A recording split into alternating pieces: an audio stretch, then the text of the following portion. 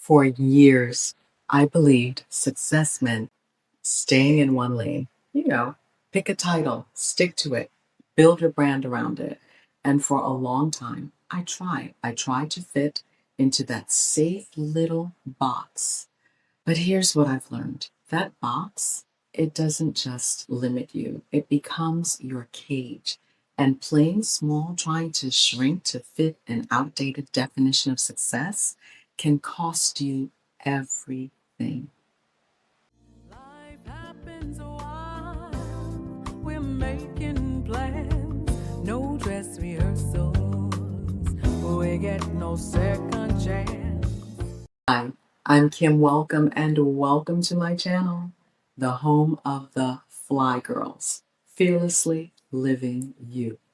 Here we talk about what it takes to live audaciously ageless, boldly and unapologetically, so we can step into everything that we were created to be.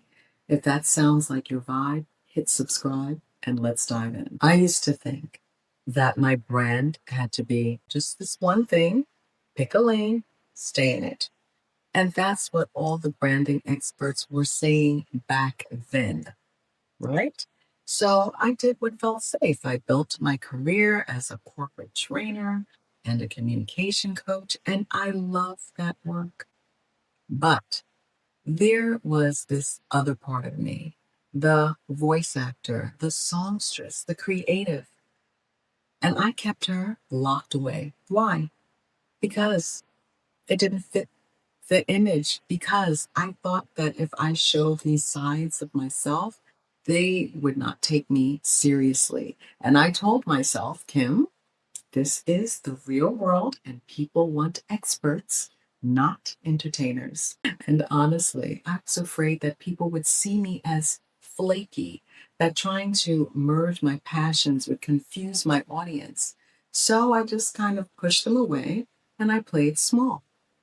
And truth be told, I'm sure a lot of that was also programming, that maybe stepping into those things that I loved and enjoyed so much was flaky. I wanted to go to university and study performing arts, but my parents said, no, you're not going to be able to feed yourself. And so I studied communication and marketing. And when I graduated from college, I was still working my little job that I had to support me in college as a singer on a dinner cruise. And my father flew all the way from the Bahamas to Philadelphia to remind me that he did not pay that money for me to go to university to be doing that. And I needed to get a real job. So all of that downloaded in my subconscious, of course, made me feel like expressing those other things may look a little flaky. But here's what happened. Some of the same corporate clients who hired me as a trainer and respected me in that sphere, they started inviting me to perform at their functions as the songstress. Wait, what? The very thing that I thought would disqualify me became the thing that made people remember me. And that's when it hit me. The parts of ourselves that we hide because we think they don't belong are often the very parts that make us magnetic. That box that I was trying to fit into, it wasn't protecting me, it was suffocating me. And every time I said no to my true gifts, I wasn't being humble, I was hiding. And hiding was costing me joy and opportunities and impact. Here's what I know now: being multi passionate is not a liability, it's a strength. And it makes you dynamic and interesting and relatable. And in today's world, where everyone's branding matters, people don't connect with one dimensional. They connect with authenticity, with the full, unedited version of you. And it's not just celebrities who figured this out. Look at the names that you know. Lisa Nichols, for example, she started out as a single mom on public assistance, but today she is a best selling author. She is a CEO. She is a global speaker.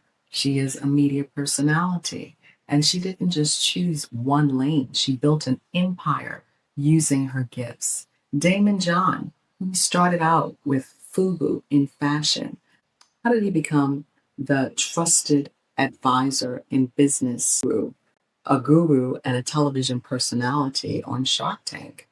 He used the full scope of himself. And companies that build brands, they build brands by tapping into various aspects of the brands that they're building. I have a personal friend who, when she was retiring from her job as a nurse, she wanted to step out and become a speaker. And at that time, she did not feel confident to speak, but she knew she had a message.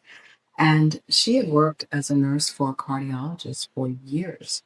And today, she is being invited to speak. And guess what?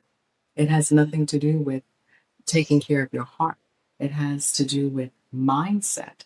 So she stepped into a totally new sphere. Maybe we need to not think of it so much as rebranding, but expanding our brand. So if you notice, today, the younger people, they are not putting themselves in any boxes, and neither should you. So why are we following these outdated rules that don't even apply anymore? I'm here to tell you, my ageless angels, that was then and this is now. If you're watching this, maybe you've done the same. You've shrunk parts of yourself because you thought they didn't fit the image. You've played small because someone told you you can't do that and still be taken seriously. But let me tell you something. The part of you that you've been hiding, that's your advantage. That's the thing that will set you apart in a sea of sameness because people don't want perfect. They want real. What part of you have you been hiding? Drop it in the comments. I would love to cheer you on. That is what I am here for. And if this spoke to you, subscribe and join me here every week because you're not too late, you're not too much, and you are definitely not meant to fit in a box. You're right on time, and this is your moment to live fearlessly. So, don't forget, stay fly.